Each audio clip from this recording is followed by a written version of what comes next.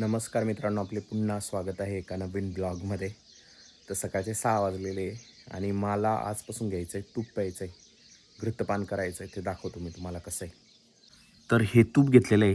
हे 30 मिली तेल आहे, तूप आहे. 30 मिली तूप आहे. हे कोमट पाणी आहे जे पिण्यासाठी वापरायचं आहे, कारण तूप पिल्यानंतर पाणी प्यावं लागतं, कारण भरपूर कडू असतं. आता हे तूप कोणतं वापरतो आहे आम्ही, हे महाघृतम आहे. बट हे 2 मिनटं मी परत दाखवतो तुम्हाला. दुसरं तूप असतं, हे नाही आहे. तिक्तिका तेलम ते असतं, दाखवतो मी ते तुम्हाला. तर आता हे पिऊन घ्यायचं, तूप आहे प्यायचं आणि त्याच्यावर कोमट पाणी प्यायचं थोडंसं, कारण ते घशाला चिटकू नये म्हणून. तर आता मी पितो. हे तूप 15 मिली आहे, 30 मिली तूप आहे हे. आणि सूर्य उगायच्या आधी घ्यावं लागतं. अजून तर सूर्य उगलेला नाही आहे, पण दिसतोय साधारणतः, त्याच्यामुळे लवकर घेतो. जर सूर्य उगवल्यावर जर घेतला तर जास्त त्रास होतो. पिलेलं आहे मी तूप आणि त्याच्यानंतर हे पाणी पिलेलं आहे. भरपूर कडू असतं हे तूप. आता मी तूप दाखवतो तुम्हाला कसं आहे एक्झॅक्ट ते. तर हे तूप आहे तिक्तिका घृतम, तिक्तक घृतम. तर हे तूप आहे केरळचं आहे पूर्ण आणि आयुर्वेद्यशालाचं आहे. तर मी केरळी उपचार करतोय सध्या आणि हे तूप प्यावं लागतं. भरपूर कडू आहे, लय म्हणजे लय कडू राहतं हे तूप. आणि आता जेवण कधी करायचं, म्हणजे उपाशी पोटीच घ्यावं लागतं, तसं नाही घ्यावं लागत ते. आता जेवण कधी करायचं, जेव्हा हे तूप पचल तेव्हा. आता तूप पचल हे कधी कळेल, काय करायचं ना, गरम पाणी घ्यायचं, म्हणजे कोमट पाणी प्यायचं. तसा ढेकर येतो, त्याला संस्कृतमध्ये उद्गार म्हणता बरं का, उद्गारच म्हणता इथून. तर तो ढेकर जेव्हा येतो ना, तेव्हा जर तो नॉर्मल ढेकर असेल तर काही नाही, पण तो जर कडू असला किंवा तुपाच्या वासात जर असेल ना, तर तूप पचला असं नाही समजावा. आणि जर नॉर्मल असेल तर पचला असं समजावा. आणि त्याच्यानंतर जेवण पण शक्यतो फोडणी, फक्त तिखट वगैरे नाही. आणि फळभाज्या, वरण भात, वरण पण मुगाच्या डाळीचं वरण, खिचडी वगैरे असंच खाऊ शकता. जास्त तिखट मसाल्याचं नाही खाता येत. श्रीला चक्कर मारायला आलो होतो. रुची आहे, श्री आहे आणि हा टिल्लू आहे. टिल्लू शाळेत निघालेला आहे. आज ड्रेस का बरं नाही आहे, बुधवारी म्हणून नाही का. हे काय सिस्टीम लावली सायकलीला ट्रॅक्टरची, मग लावली अशी. अशीच लावली. हा. रामन त्यांचं आवरलं नाही वाटतं अजून. अरे तू पडशील ना भाऊ, त्याला उभं राहायचं राहतं टाकीवर. रुचीला आणि त्यांना शाळेत सोडलं मी आज. भाऊला थोडं काम होतं त्याच्यामुळं मी गेलो होतो. आणि त्याच्यानंतर पाणी संपलेलं होतं गावात जाऊन पाणी आणलं. आणि आता मी जातोय कापसाकडे, कारण तिथं वखर मारायचं काम चालू आहे, ते दाखवतो मी तुम्हाला. भरपूर वखर मारून झालेला आहे दुर्गादासचा. आणि जर तुम्ही बघितलं ना, तर ह्या साईडनी गॅप सोडलेला आहे बघा, म्हणजे या साईडनी गॅप आहे थोडा, या साईडनी थोडा गॅप आहे आणि इथून एकदम जवळून आणलेला आहे. आता याच्यामध्ये ना परत एकदा वखर आणला जाईल आणि त्यावेळेस ह्या साईडनी आणला जाईल. तर असे 2दा पाळ्या मारणार आहे.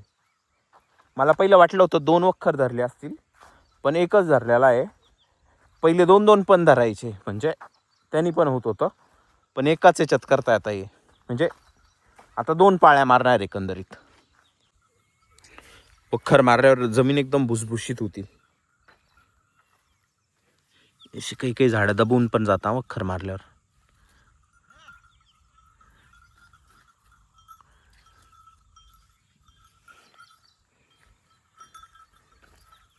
योगेशन वो क्या कर रहे, क्यों दुर्गादास, योगेशन वो क्या कर रहे, क्या घास निकाल रहे, बहुत घास है, कुछ तो नहीं दिख रहा है. अच्छा.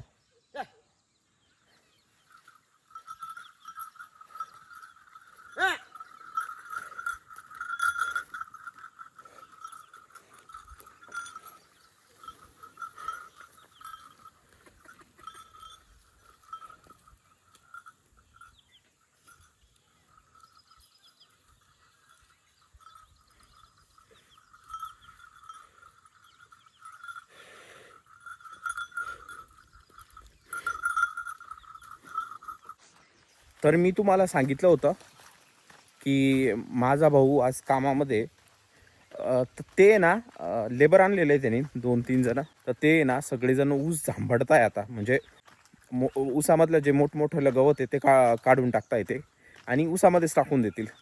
बाहेर काढायची काही गरज नाही, ते सडून जाईल. भरपूर मोठा आहे हा, म्हणजे असं नाही आहे का छोटा ऊस आहे. हे बघा असा ऊस आहे आणि उंची भरपूर आहे याची. 7-1 फूट उंची असेल पूर्ण. मी आता उंचावर जातो थोडं. असा ऊस आहे आमचा, भरपूर मोठमोठा झालेला आहे. सुरू ऊस आहे.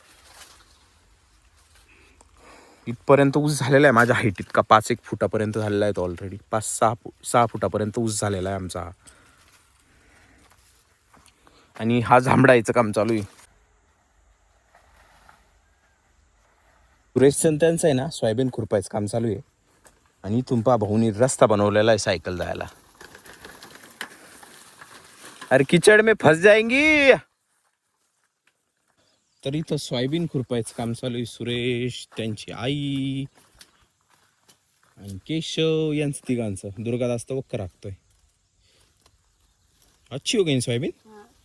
फुल भी आ गए. फुलं आलेले सोयाबीन भरपूर ठिकाणी. का पे ये इधर इधर हे बघा, ही एक छोटी सोयाबीन आहे, हिला आलेली. ये देख इधर. इथं पण आलेले हे बघा फुलं. एकदम भारी कलर आहे. 1 वाजलेला आहे आणि पाऊस चालू झालेला आहे. आणि तूप जे आहे ना ते अजून पण पचलेलं नाही आहे. हां, मी आत्ताच गरम पाणी पिलं होतं, तर ढेकर अजून पण तुपाचाच येतोय. 2 वाजलेले आणि जस्ट माझं जेवण झालेलं आहे. उधर फ्री फायर चालू है. फ्री फायर तो बैन था ना इंडिया में. नहीं था ना. अभी मैं भी खेल खेल के आया हूँ. संध्याकाळचे 6:45 झालेले आणि माझं भयंकर डोकं दुखतं आहे. आता हे डोकं का दुखतं? तूप घेतल्यानंतर आहे ना त्या दिवशी झोप पण भरपूर येते. तूप घेतल्यावर नाही, तूप घेतलं, पचलं आणि तुम्ही जेवण केलं का इतकी भयानक झोप येते ना, तर त्याच्यामुळं झोप पण येते आणि डोकं पण खूप दुखतं. कोणाकोणाला मळमळ पण होऊ शकते. तर हे त्रास नॉर्मल आहे, होतच राहत आहे. आता मी जेवण करणार आहे आणि मी काही कॉल जॉईन नाही करणार आहे. मी मेसेज टाकून दिलेला आहे मी कॉल जॉईन नाही करणार आहे, कारण की भरपूर डोकं दुखतं आहे माझं म्हणून. आणि मी हे वमनचे व्हिडिओ का टाकतोय? मागे रुक्षणाचे टाकले, नंतर आता हे जे चालू आहे याला घृतपान म्हणतात. घृतपानचे पण टाकणार आहे, नंतर वमनचं पण टाकेल, जमलं तर टाकेल वमनचं. त्याच्या आधी वमनच्या आधी पण स्नेहन आणि स्वेदन असतं. तर हे याच्यामुळे टाकतं आहे का माझ्या एका मित्राचा, नाशिकच्या मित्राचा फोन आला होता आणि तो मला म्हणत होता की मला एक आयुर्वेदिक डॉक्टरसोबत माझं बोलणं आलं आणि मला ते 5 दिवसामध्ये वमनचा कोर्स सांगितलेला आहे.